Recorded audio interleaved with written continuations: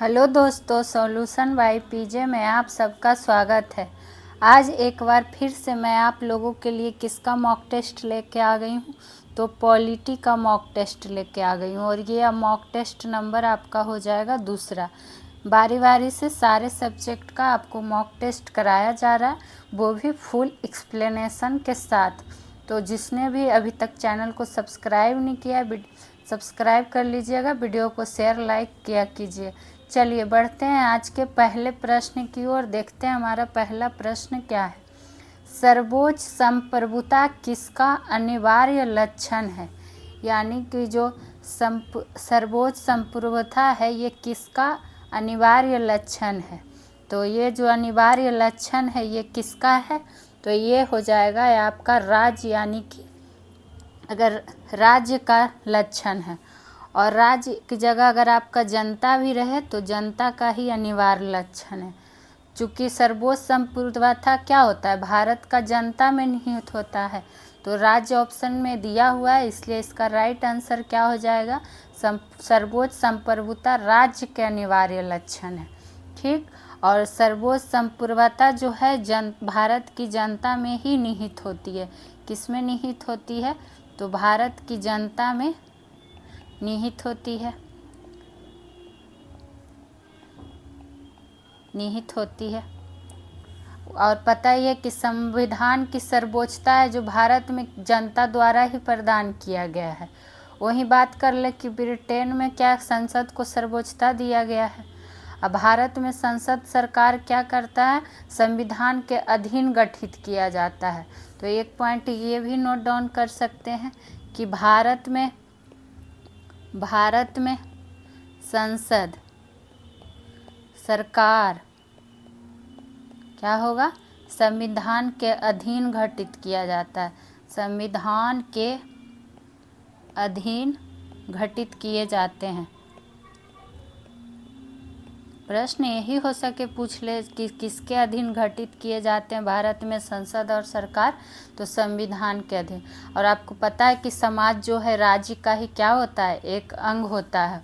और इसी पर एक स्टेटमेंट है किसका? तो अरस्तु का, जो कि काफ़ी बार एग्जाम में पूछ लिया जाता है कि किसने कहा था कि मनुष्य एक सामाजिक प्राणी है। मनुष्य एक सामाजिक प्राणी है, तो किसने कहा था? तो अरस्तु ने कहा था। ये पॉइंट को भी ध्यान में रख लीजिएगा। और अरस्तु पता है आपको कि राजनीतिक विज्ञान और जीव विज्ञानी का क्या माना जाता है? जनक माना जाता है। किसको? अरस्तु का। अरस्तु को राजनीतिक विज्ञान और किसका? जीव विज्ञान का जनक किसे कहा जाता है? तो अरस्तु को। तो ये सब सारे पॉइंट आप यहाँ पे नोट डाउन करते चलिएगा। तो ये था हमारा पहला प्रश्न।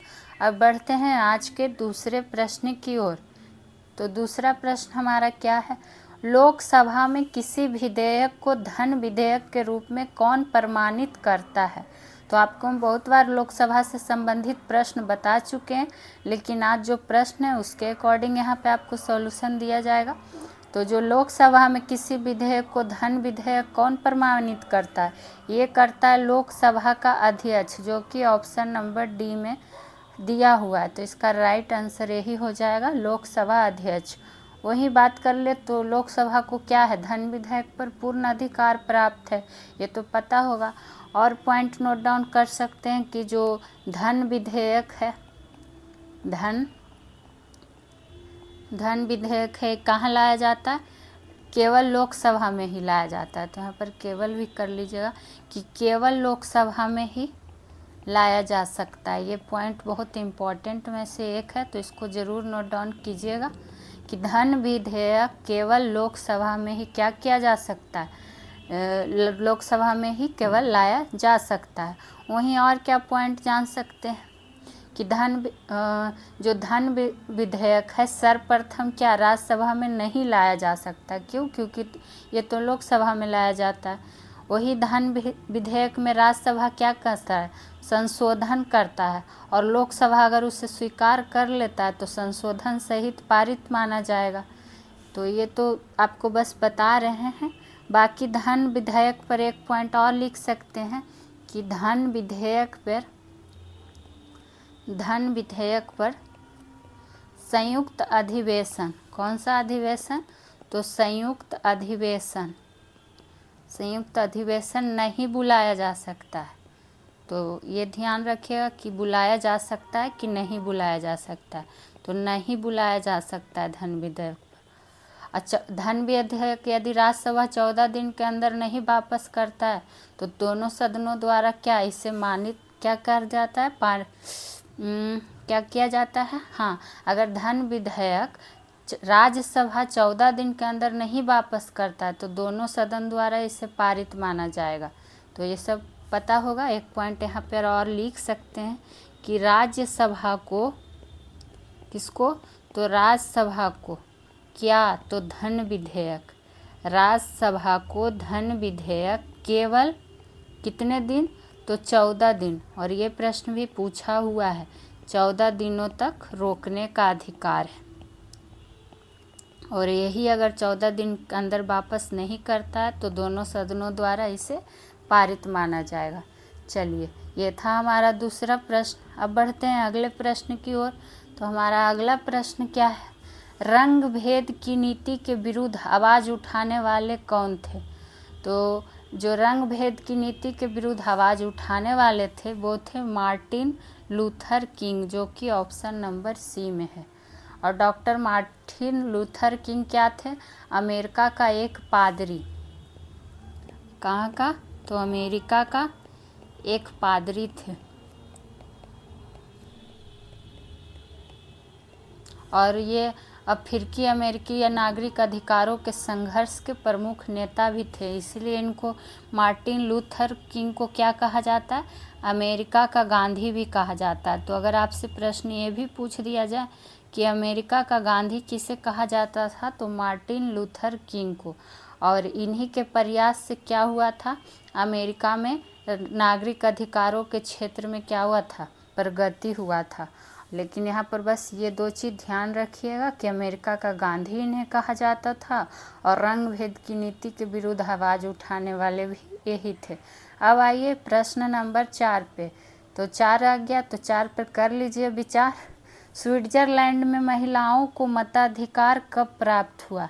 कहाँ का पूछ रहा है आपका? स्विट्जरलैंड में। तो इस तरह से प्रश्न कीजिए खुद से ही कि कहाँ। तो स्विट्जरलैंड में। किसको? तो महिलाओं को। क्या? तो मताधिकार। और कब? तो यानी कब प्राप्त हुआ? तो ये जो प्राप्त हुआ था 1971 में, जो कि ऑप्शन नंबर सी दिया हुआ है। तो इसमें ये ध्यान रखिए कि मतदान के अधिकार से क्या हुआ था कि महिलाओं को बहुत दिन तक वंचित रखा गया था। तो इसी के आधार पर प्रत्यक्ष लोकतंत्र का देश कौन? स्विट्जरलैंड। तो वहाँ 1971 में क्या हो गया? महिला को भी मताधिकार प्राप्त हो सका। तो बस ये ईस्वी आपको ध्यान में रखना जरूरी है। और कहाँ? तो स्विट्जरलैंड में।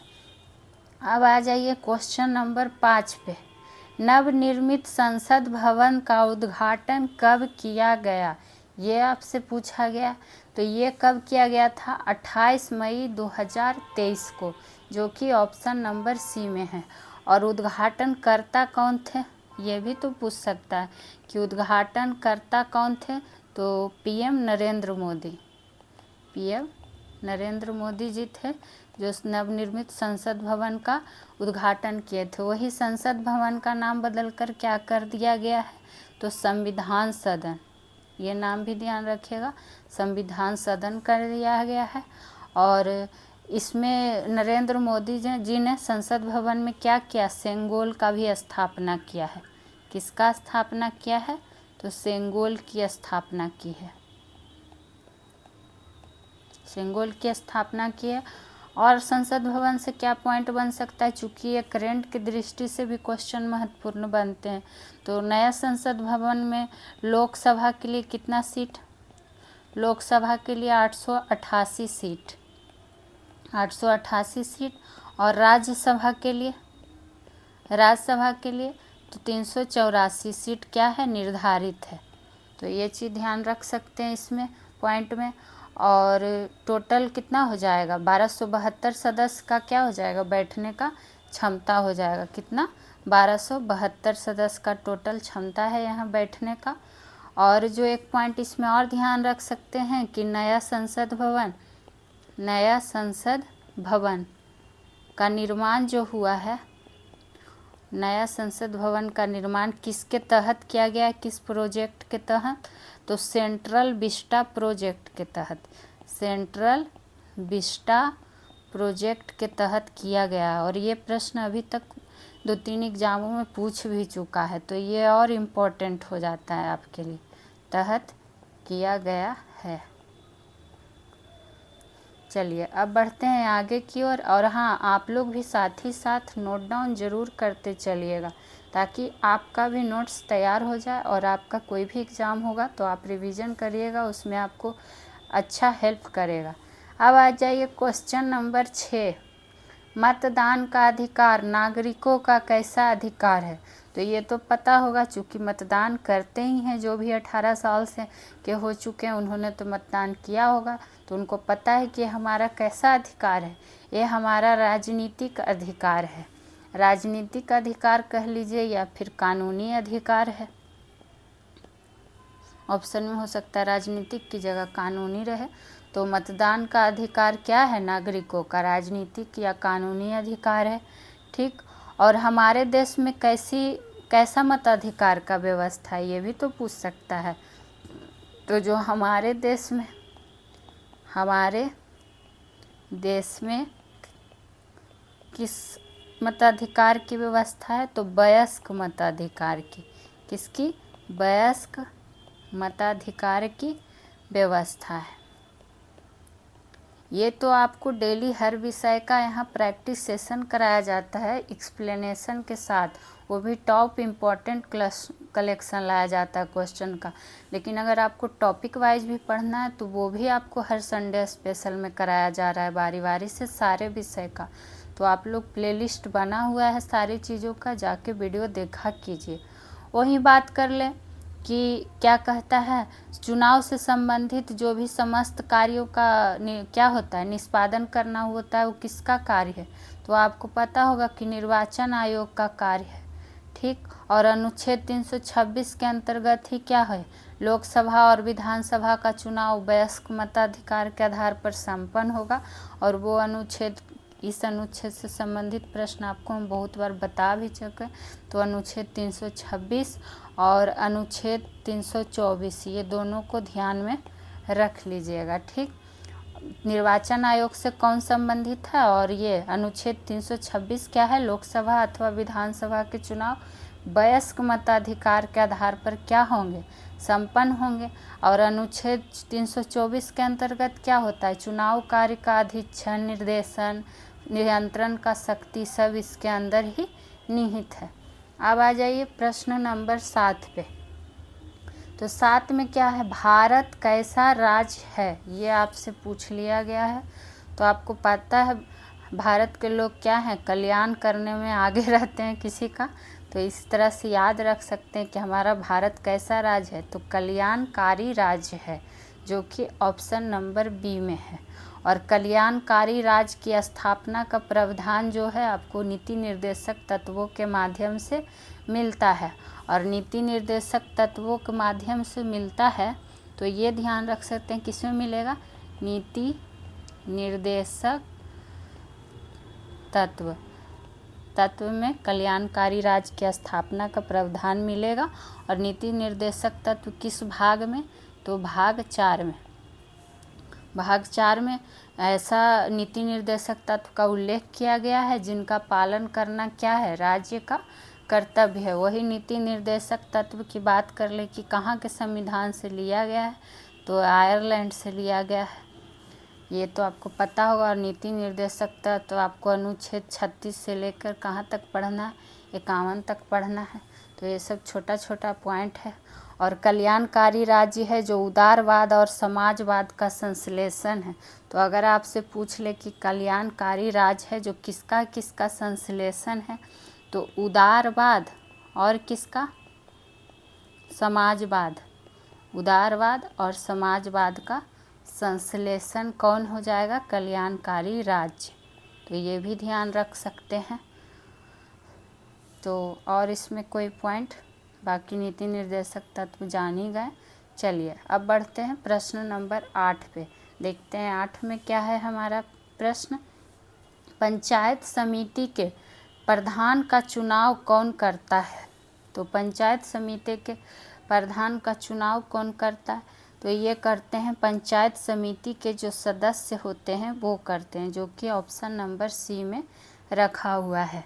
तो पंचायत समिति के प्रधान का चुनाव, ये क्वेश्चन तो मुझे ऐसे भी याद रहता है क्योंकि मेरी मम्मी भी पंचायत समिति रह चुकी हैं 5 साल, तो मुझे ये प्रश्न तो भूल ही नहीं सकती हूँ, मैं याद रखती हूँ। बाकी आप लोग ध्यान रखिएगा कि पंचायत समिति के प्रधान का चुनाव कौन करता है? तो पंचायत समिति के सदस्य करते हैं। वही बात कर ले कि जो क्या इसमें और पॉइंट जान सकते हैं। तो जैसे कि आपको पहले भी हम बता चुके हैं कि भारतीय संविधान के अनुच्छेद किसमें, अनुच्छेद 243 का बी में, किसमें, अनुच्छेद 243 का बी में पंचायतों के क्या है, 3 स्तरों का प्रावधान है। किसका प्रावधान है? 3 स्तरों का प्रावधान है। तो ये भी प्रश्न पूछ सकता है कि किस अनुच्छेद में कितने स्तरों का प्रावधान है, या कितने, तो 3 का। ग्राम स्तर, प्रखंड स्तर और कौन, जिला स्तर। और ग्राम स्तर का संरचना कौन है? वही ग्राम स्तर का बात कर ले, पहला नंबर में ग्राम स्तर, तो इसका संरचना क्या हो जाएगा? ग्राम पंचायत।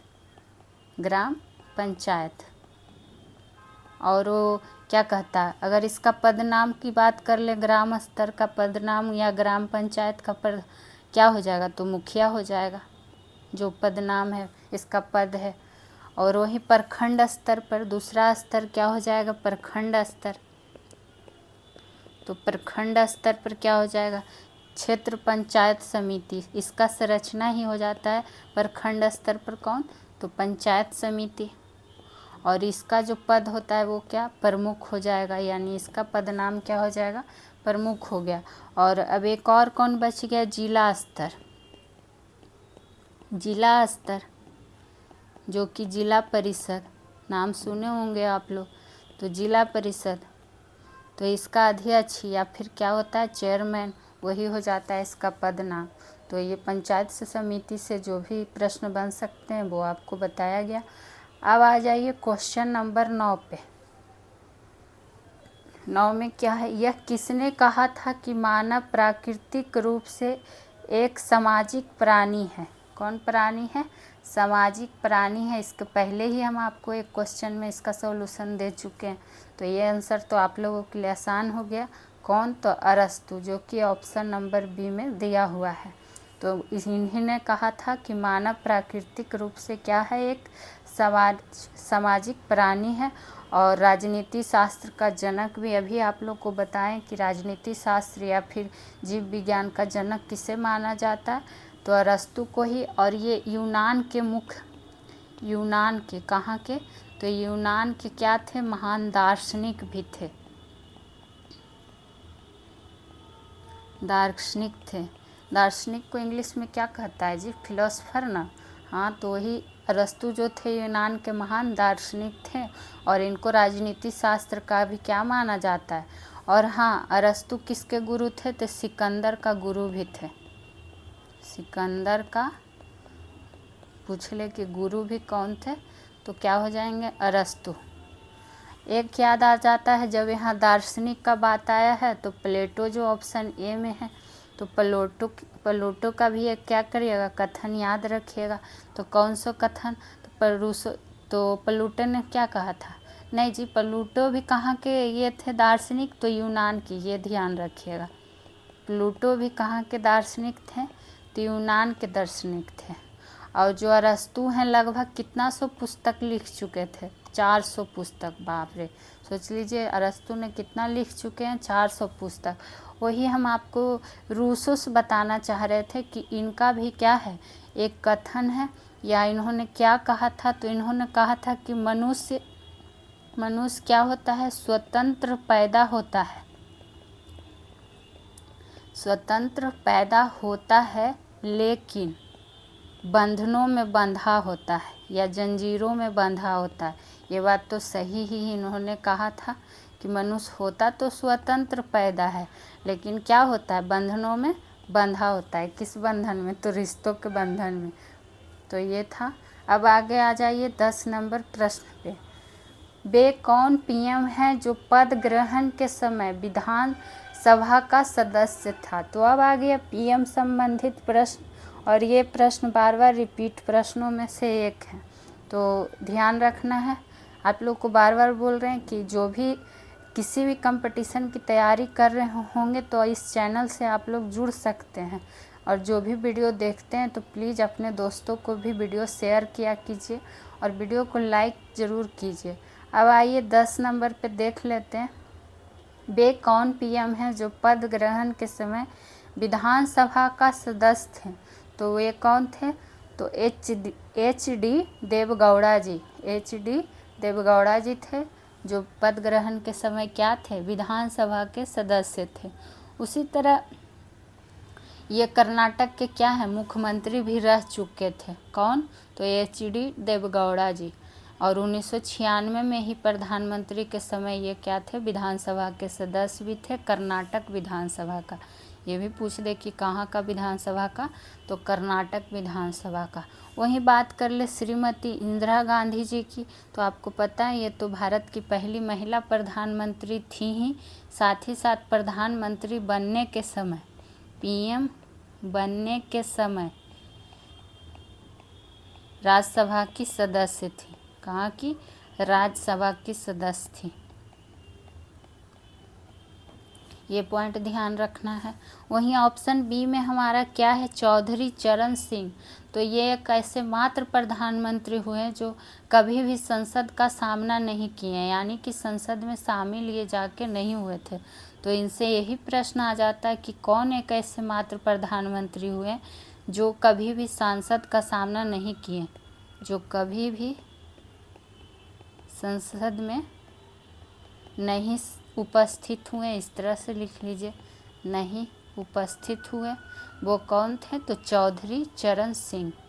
और चंद्रशेखर, जो कि ऑप्शन नंबर डी में है, तो चंद्रशेखर में क्या था कि ये बिना किसी मंत्री पद धारण या फिर सरकारी पद धारण किए बिना ही सीधे प्रधानमंत्री बनने वाले एक व्यक्ति। तो इनका कैसे लिख सकते हैं कि बिना किसी मंत्री पद या फिर क्या कह सकते हैं, कोई भी सरकारी पद धारण किए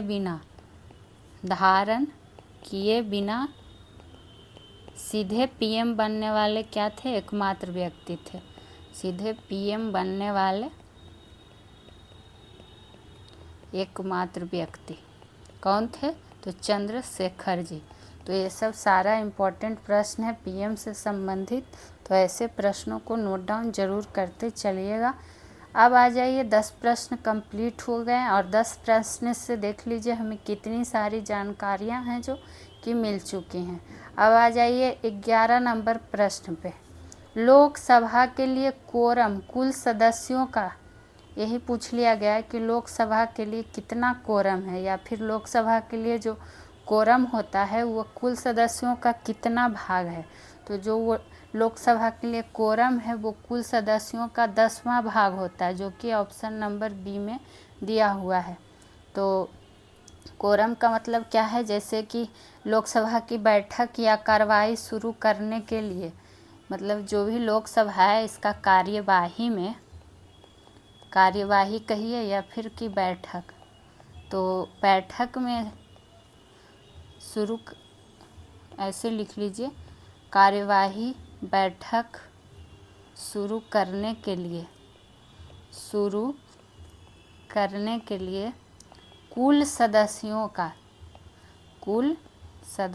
का 10वां भाग उपस्थित, कुल सदस्यों का 10वां भाग यानी कि 1/10 उपस्थित होना क्या है? अनिवार्य है। उपस्थित होना अनिवार्य है, और यही क्या है? लोकसभा के लिए कोरम है। तो इसको ध्यान में रखिएगा। और अनुच्छेद 100 के अंतर्गत संसद के दोनों सदनों हेतु कोरम का उल्लेख है। राज्यसभा और लोकसभा दोनों के लिए। तो एक पॉइंट और यहाँ पे नोट डाउन कर सकते हैं कि किस अनुच्छेद के तहत, तो अनुच्छेद 100 के तहत। किसके तहत? तो अनुच्छेद 100 के तहत संसद की दोनों सदनों हेतु कोरम का उल्लेख है। ऐसे प्रश्न आपको बहुत कम लोग कराएंगे। हम बार बार बोलते हैं आप लोग के लिए इम्पोर्टेंट चुन चुन के लाया जाता है, सिर्फ रटा रटाया क्वेश्चन नहीं करवाया जाता है। जो आपके एग्ज़ाम के दृष्टि से हेल्पफुल रहेंगे वही प्रश्न आपको करवाए जाएंगे। तो प्लीज़ जितना हो सके वीडियो को शेयर कीजिए। आप लोग से बस सपोर्ट चाहिए, बाकी कंटेंट देना मेरा काम है। अब आ जाइए 12 नंबर प्रश्न। संविधान का 52वां संशोधन संबंधित है किससे? तो कौन सा संशोधन, पहले ये जान लीजिए। तो 52वां संशोधन जो कि कब? तो 1985 ईस्वी। और ये जो संशोधन संबंधित है ये दल बदल से, जो कि ऑप्शन नंबर डी दिया हुआ है। वही बात कर ले कि अगर पूछ दे दल बदल का उल्लेख संविधान के किस अनुसूची में है, तो दल बदल का किस अनुसूची में है? तो 10वीं अनुसूची में। 10वीं अनुसूची में दल बदल क्या है? संबंधित है। और इसे संविधान के 52वां संशोधन 1985 के द्वारा क्या किया गया था? जोड़ा गया था। तो ये पॉइंट यहाँ पर ध्यान, इसके तहत ही क्या हुआ था? आपको बता ही चुके हैं। वही बात कर ले, अगर संशोधन का बात आया है तो जो इम्पोर्टेंट है, जैसे कि 73वां, इस 73वां संविधान संशोधन किससे संबंधित है? तो पंचायती राज से। किससे? पंचायती राज से संबंधित है 73वां संविधान संशोधन। और 61वां एक बहुत इम्पोर्टेंट हो जाता है कि 61वां किससे संबंधित है? 61वां तो ये संबंधित है मतदान के लिए। क्या हुआ था? आयु सीमा क्या किया गया था? 21 से घटाकर 18 वर्ष तक कर दिया गया था। किसके लिए? तो मतदान के लिए। तो ये इसमें 61वां, 73वां और 52वां इसमें ध्यान रखिएगा। वहीं अगर आपसे पूछ ले कि भारतीय संविधान में संविधान संशोधन का प्रावधान कहाँ से लिया गया है, तो आपको पता है कि पहले तो ये संविधान संशोधन की प्रक्रिया किस अनुच्छेद में मिलेगी? तो अनुच्छेद 368 में। और जो ये क्या है, कहाँ से लिया गया है? तो दक्षिण अफ्रीका से। तो ये सब सारा पॉइंट आपको ध्यान में रखना होगा। चलिए अब बढ़ जाते हैं 13वें प्रश्न की ओर। तो 13वां प्रश्न क्या आ गया? किस वर्ष सरकारिया आयोग ने अपना प्रतिवेदन जो सरकार को क्या कर दिया था? सौंप दिया था। सरकारिया आयोग, और किसको अपना प्रतिवेदन? किसको? तो सरकार को। लेकिन कब सौंपा था यही पूछा गया है। तो ये जो सौंपा था कब? तो 1988 में, जो कि ऑप्शन नंबर सी दिया हुआ है। ठीक, वही पूछ ले 3 सदस्यीय सरकारी आयोग का गठन कब हुआ था? तो 1983 में। हाँ, तो सिर्फ क्या था? सरकारी आयोग ने अपना प्रतिवेदन सरकार को सौंपा था 1988 में। लेकिन आपसे पूछ ले कि 3 सदस्यीय सरकारिया आयोग, 3 सदस्यीय सरकारिया आयोग का गठन कब हुआ था? तो जो सरकारिया आयोग का गठन हुआ था ये भारत सरकार ने जून 1983 में किया था। ये ध्यान भी रख सकते हैं। ठीक, और इसका कार्य आपको पता है कि भारत का केंद्र राज्य से संबंधित शक्ति संतुलन पर क्या था? अपना संस्तुति देना इसका कार्य है। किसका? और ये इस आयोग ने क्या किया है? केंद्र राज्य संबंधों की सुधार की दिशा में सिफारिश भी प्रस्तुत किया है। और कितना सिफारिश प्रस्तुत किया है? तो 247 सिफारिशें। 247 सिफारिशें क्या किया है? प्रस्तुत किया है। किसने? तो सरकारिया आयोग ने। किसके लिए? तो ये जो 247 सिफारिश प्रस्तुत किया है केंद्र राज्य संबंधों की सुधार की दिशा में, केंद्र राज्यों के संबंधों की सुधार की दिशा में।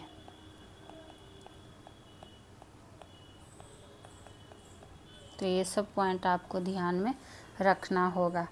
और हाँ, इसका अगर आपको PDF चाहिए तो आपको PDF भी टेलीग्राम पे दिया जाता है, तो आप लोग जाके टेलीग्राम ग्रुप से भी जुड़ जाइए। लेकिन हाँ, वीडियो देखना पूरा ज़रूरी है, तभी आपको प्रश्नों का सॉल्यूशन समझ में आएगा। अब आ जाइए प्रश्न नंबर 14 पे। इंडिया हाउस कहाँ स्थित है? कौन सा हाउस? तो इंडिया हाउस। तो इंडिया हाउस जो स्थित है वो लंदन में स्थित है। कहाँ स्थित है? तो लंदन में। और इसका स्थापना कब हुआ था? इंडिया हाउस का स्थापना की बात कर ले तो कब हुआ था? तो 1905 में। और ये बहुत ही इम्पॉर्टेंट प्रश्नों में से एक है इंडिया हाउस। तो स्थापना कब हुआ? 1905 में। और बात कर ले कहाँ है? तो लंदन में। और स्थापना किसने किया था ये भी पूछा जाता है। तो श्याम जी कृष्ण वर्मा ने। किसने?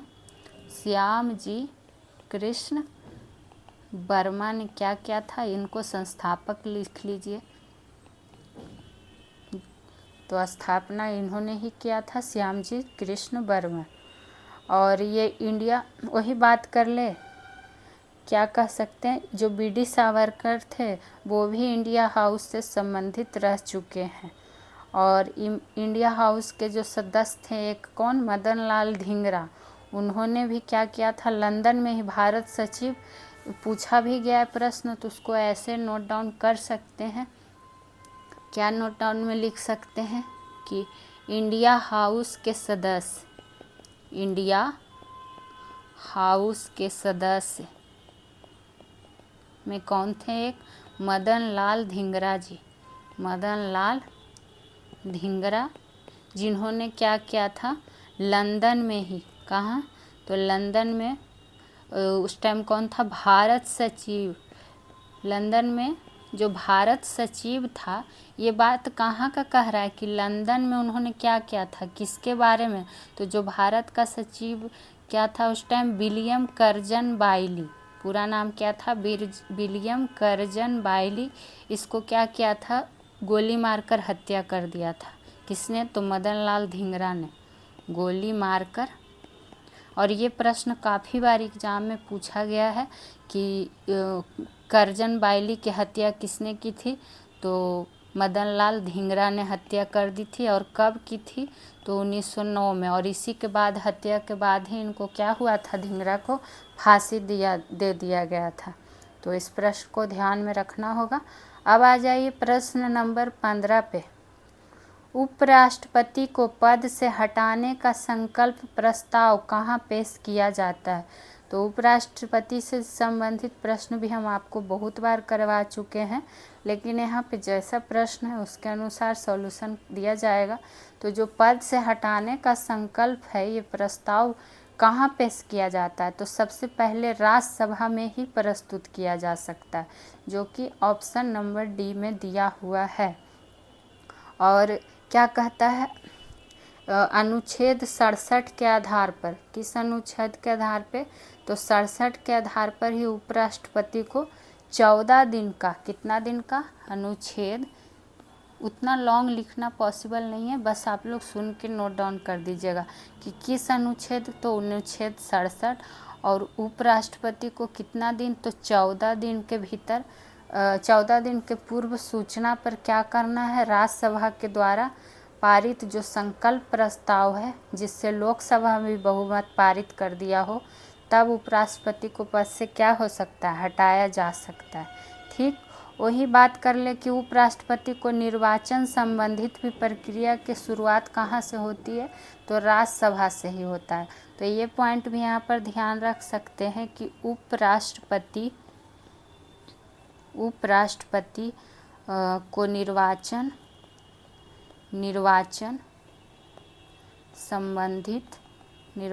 संबंधित भी प्रक्रिया की शुरुआत कहाँ से होती है? तो राज्यसभा से ही होती है। ये ध्यान में रख सकते हैं। वही बात कर ले कि राष्ट्रपति की अनुपस्थिति में कार्यवाहक राष्ट्रपति के रूप में कौन कार्य करता है? तो उपराष्ट्रपति कार्य करते हैं।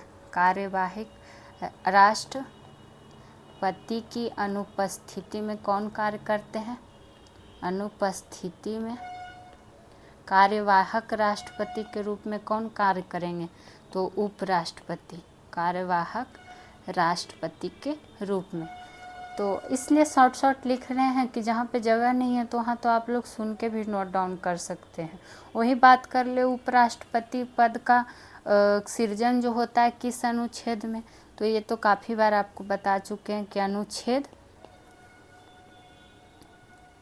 अनुच्छेद क्या हो जाएगा, क्या हो गया भाई, अनुच्छेद 63 में। किस में हो जाएगा, अनुच्छेद 63 में हो जाएगा किसका, उपराष्ट्रपति का पद का सृजन। तो ये लिख सकते हैं उपराष्ट्रपति पद का सृजन। पद का सृजन हो जाएगा आपका किस में, तो किस में हो जाएगा, अनुच्छेद 63 में। यहाँ पे लगता है कुछ प्रॉब्लम आ रहा है लिखने में। अच्छा कोई बात नहीं, हो जाएगा। चलिए आगे बढ़ते हैं अगले प्रश्न की ओर। ये हमारा प्रश्न नंबर क्या था, प्रश्न नंबर था 15। अब आ जाइए प्रश्न नंबर 16 पर। राष्ट्रीय पंचायती राज दिवस कब मनाया जाता है। तो जो राष्ट्रीय पंचायती राज दिवस है ये कब मनाया जाता है, तो 24 अप्रैल को। तो ये तो पहले ही आपको पंचायती के बारे में क्वेश्चन आ चुका है और उससे संबंधित प्रश्न बना चुके हैं। तो इसमें बस जान लीजिए कि जो राष्ट्रीय पंचायती राज दिवस है और ये कब मनाया जाता है, तो 24 अप्रैल को। और पंचायती राज का गठन किस अनुच्छेद में आपको मिलेगा, तो अनुच्छेद 40 में। अनुच्छेद 40 में मिलेगा। और एक ऑप्शन इसमें जो 23 मार्च है, तो ये भी इम्पोर्टेंट हो जाता है हमारे लिए। 23 मार्च भी, कि 23 मार्च से संबंधित क्या याद रख सकते हैं, तो 23 मार्च ऐसा डेट है जिस दिन किसको, ये हो क्या रहा है, भगत सिंह, रुक जाइए कुछ प्रॉब्लम आ गया लगता है, किसको, तो भगत सिंह और किसको, सुखदेव और राजगुरु को क्या हुआ था, राजगुरु को फांसी दिया गया था और इसीलिए इसको शहीद दिवस भी मनाया जाता है। 23 मार्च को भगत सिंह, सुखदेव एवं राजगुरु शहीद दिवस मनाया जाता है। तो यही से लगा ये इम्पोर्टेंट डेट है तो बता दिए। अब आ जाइए प्रश्न नंबर 17 पे। 17 में क्या है देख लेते हैं। शिक्षा का अधिकार, कौन सा अधिकार, तो शिक्षा का अधिकार तो काफ़ी इम्पोर्टेंट अधिकारों में से एक आता है, तो इसका तो जानना ज़रूरी ही है। तो जो शिक्षा का अधिकार अधिनियम है ये पूछ लिया गया है कि 2009 वाला कब लागू हुआ, यानी कि कहना है सीधे कि 2009 में तो लागू लाया गया था, लेकिन ये लागू कब से हुआ ये आपसे पूछा जा रहा है। तो पहले तो ध्यान रखना है कि अगर प्रश्न पूछ दे कि शिक्षा का अधिकार अधिनियम लाया कब गया था, तो 2009 में लाया गया था। लेकिन क्या कहता है ये अधिनियम लागू कब हुआ, तो लागू जाके हो गया आपका अप्रैल 2010 में। तो अप्रैल 2010 में हो गया क्या लागू, जो कि ऑप्शन नंबर सी, अप्रैल 2010 जो कि ऑप्शन नंबर सी में दिया हुआ है। ठीक, वहीं बात कर ले कि कितना अप्रैल का भी हो सकता है पूछ ले, तो 1 अप्रैल कब, हम सोच रहे हैं ये थोड़ा सा आप लोगों के लिए क्या हो जाए, डार्क हो जाए, पर पता नहीं क्या हो रहा है। 1 अप्रैल 2010, तो ये भी ध्यान में रख लीजिएगा। ठीक, अब आ जाइए क्या कहता है, 1 अप्रैल 2010 जान गए। शिक्षा नीति कब लाया गया था, कौन सी नीति, तो शिक्षा नीति। तो शिक्षा नीति कब लाया गया था, सुन के आप लोग अच्छे से नोट डाउन कर लीजिएगा। तो शिक्षा नीति जो लाया गया था, रुक जाइए अब इसको हम ठीक ही कर लेते हैं, थोड़ा सा रुक जाइए 1 मिनट, आप लोग को कोई दिक्कत नहीं होना चाहिए। शिक्षा नीति कब लाया गया था, 1986 में। चलते चलते बेचारा रुस गया है जी, बोल रहा है अब हम नहीं लिखने का हमको मन है, तो हम नहीं लिखाएंगे। तो शिक्षा नीति कब आया, 1968 में लाया गया, सॉरी शिक्षा नीति कब लाया गया, यद लिखिए 1986 हम लिखे। शिक्षा नीति है जो कब लाया गया, तो 1968 में लाया गया। ये पॉइंट यहाँ पर ध्यान में रख सकते हैं कि शिक्षा नीति जो था 1968 में लाया गया। ठीक, और क्या पॉइंट ध्यान रख सकते हैं कि 2020 में मानव 2020 का बात कर रहे हैं कि 2020 में मानव संसाधन और विकास मंत्रालय का नाम बदल कर क्या कर दिया था, शिक्षा मंत्रालय नाम पुनः कर दिया गया था। तो वो कब, 2020 में। तो ये चीज़ भी ध्यान रख सकते हैं कि कब कर दिया गया था, तो 2020 में। और राष्ट्रीय शिक्षा नीति 2020 में किसके समिति के सिफारिश पर लाया गया, तो ये चीज़ भी ध्यान में रख सकते हैं किसके समिति सिफारिश पर लाया गया। तो ये लाया गया था किसके सिफारिश पर, कस्तूरी रंगन। आज लगता है आप लोग को सुन के ही लिखना पड़ेगा, पता नहीं क्या हो गया। कस्तूरी रंगन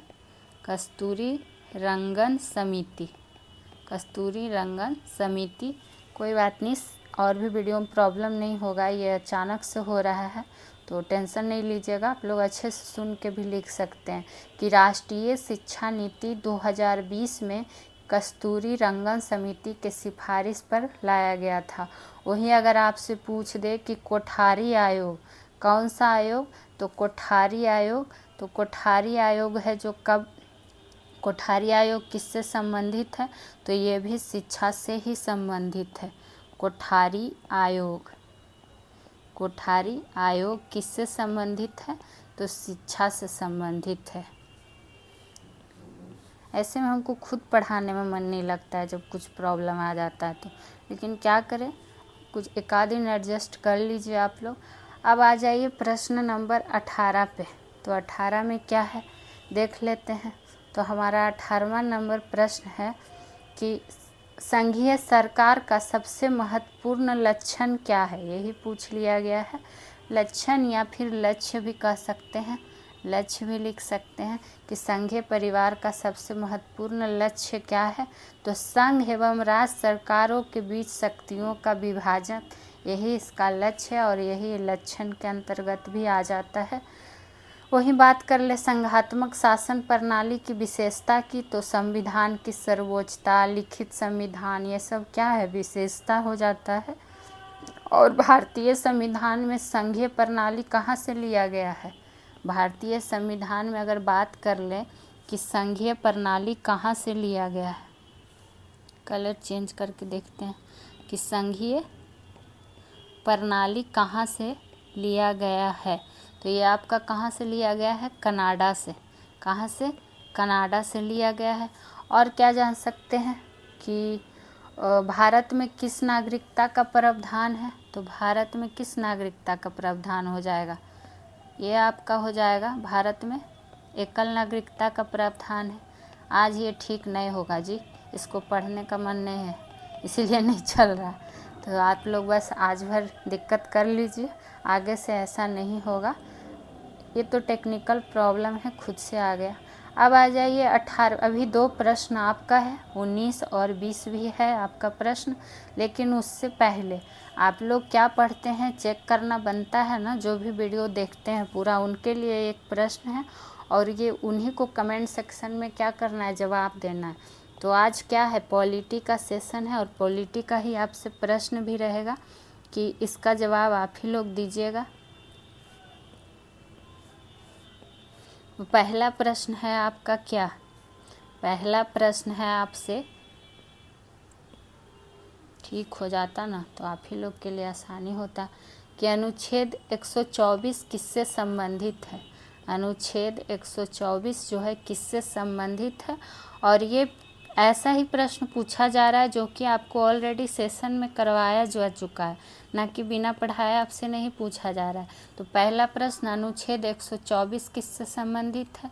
दूसरा प्रश्न संघ संविधान समिति, कौन समिति, संघ संविधान समिति का अध्यक्ष कौन थे, अध्यक्ष कौन थे, ये प्रश्न का जवाब देना है। और तीसरा प्रश्न है आपके लिए कि संपत्ति का अधिकार, कौन सा अधिकार, तो संपत्ति का अधिकार है जो कानूनी अधिकार कब बना, कानूनी अधिकार कब बना, ईस्वी बताना है आपको। ये तीनों प्रश्न का आपको कमेंट सेक्शन में आंसर देना है। अब आ जाइए प्रश्न नंबर 19 पे, किस तिथि को संविधान सभा की अंतिम बैठक हुई। तो ये अंतिम बैठक की तिथि क्या है? 24 जनवरी 1950, जो कि ऑप्शन नंबर सी हो जाएगा। जहाँ क्या हुआ था, संविधान सभा का अंतिम बैठक हुआ था और 24 जनवरी 1950 को ही डॉक्टर राजेंद्र प्रसाद को क्या किया गया था? भारत का राष्ट्रपति चुना गया था। तो ये भी अगर आपसे पूछ दे कि भारत का राष्ट्रपति डॉक्टर राजेंद्र प्रसाद को कब चुना गया था, तो 24 जनवरी 1950 को ही। 24 जनवरी 1950 को ही क्या हुआ था? राष्ट्रगीत और क्या कहता है, राष्ट्रगान को क्या किया गया था? अपनाया गया था।